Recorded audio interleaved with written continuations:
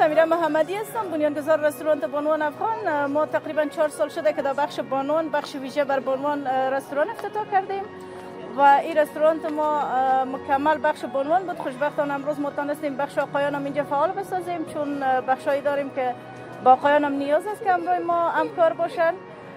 ما 3 نمایندگی داریم که فعلا نمایندگی سوم چارای تیمنی یعنی سرک سوم است.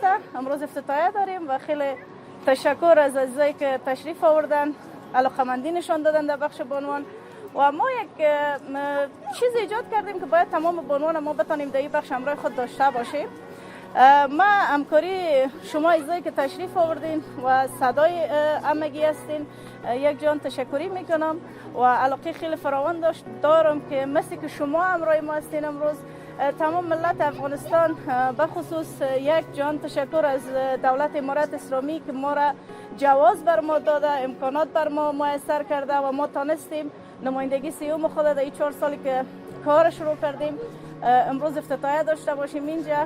جهان سپاس و از عزیزایی که تشریف آوردن و علاقمندی مایی است که ما هر ناحیه کابل و هر ولایت افغانستان یک نمایندگی از رستوران بانوان داشته باشم و یک پیام خاص بر بانوانی که میخوان کار ایجاد کنن، شغل داشته باشن و شخصی بتانن که وام بانن به طرف تجارت.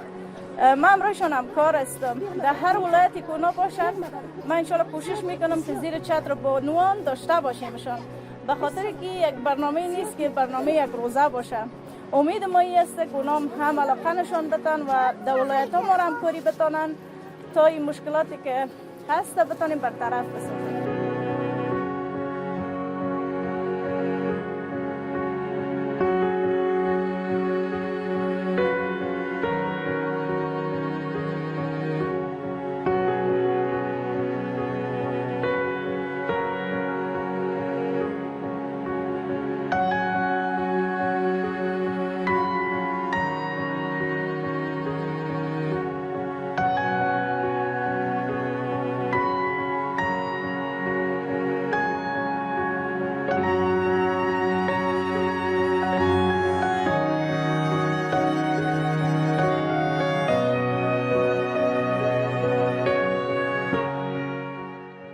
ما میخوایم که برای خانم‌ها باید زمینه مساعد شود.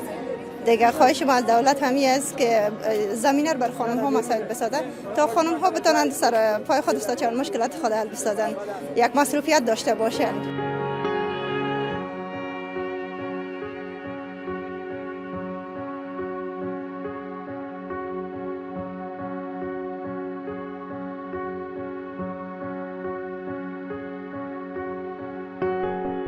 برنامه افتتاحیه در مورد صرف غذای افغانی و اصیل است. شرایط قسم شده که باید دختر خانما در فضای محرمانه و صمیمانه خود کاروبار داشته باشند و شغل مهیا بسازند و افتتاحیه برنامه امروزی هم به خاطر بانوها و دختر خانما است. فضایی را که می‌بینین به خاطر بانوها ساخته شده که میتونن با تمام مشکلاتی که در جامعه دارن بیان مثلا صرف طعام داشته باشن، غذا بخورن و روحیه خود انگیزی خود تقویت بده. ایجاد مشاغل کاری به خصوص به دختر خانما و بانوها میتونه سطح اقتصاد و انگیزشی بانوها را بلند ببره. در ضمن نزدیک مردا و آقایان هستند، فرصت‌های کاری به خاطر بانوها خوبتر است. در ضمن نزدیک دختر خانما میتونه پیشرفت‌های زیاد بین المللی داشته باشند، میتونن باعث پیشرفت ترقی یک جنس دیگر خود نیز شوند.